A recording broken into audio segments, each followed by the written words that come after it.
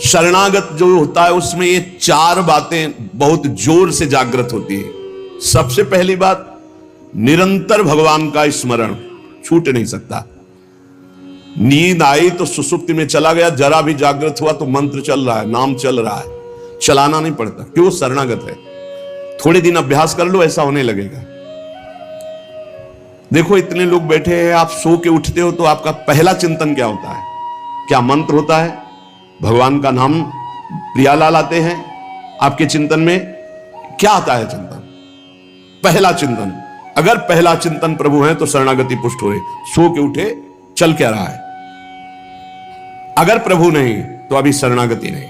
पहला लक्षण। हमें लगता है कि आप लोग अनमोकीय होंगे, आप लोग शरणागत हैं कि आप जब सो के उठे तो आपका मंत्र चल रहा है, नाम चल रहा है, चतुरासी जी का कोई पद चल रहा है, या फिर ये चिंतन चल रहा है, राधा राधा राधा, चलो जल्दी स्नान करके फिर सत्संग में चलना है। फिर ये भागवतिक चिंतन, हमें लगता है कि ये दूसरी कोटि का चिंतन होगा, चलो स्नान करते हैं फिर। ऐसा पहला चिंतन होगा श्री जी का। ऐसा होता है? आप लोग देखिए, ऐसा होता है कि आप सो के उठे, आपका चिंतन श्री जी का चालू है? पक्का?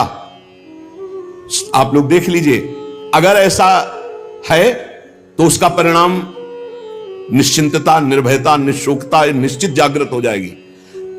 और उसी का प्रातःकालीन उठने पर चिंतन चलेगा जो शयन के समय गाढ़ चिंतन करते हुए सोया है। ऐसे सुषुप्त के समय बिल्कुल ठीक वही अवस्था। अगर आप जो चिंतन कर रहे हैं तो जगते ही वही चिंतन आएगा ये। और अगर जीवन भर भजन किए हो तो मरते समय वही चिंतन आएगा, पक्का। जैसे जगते समय ऐसे मरते समय। इसीलिए भक्त निश्चिंत हो जाता है शरणागत। पहला, शरणागति का जांच करो हृदय में, भगवान का निरंतर चिंतन, प्रभु का निरंतर भजन।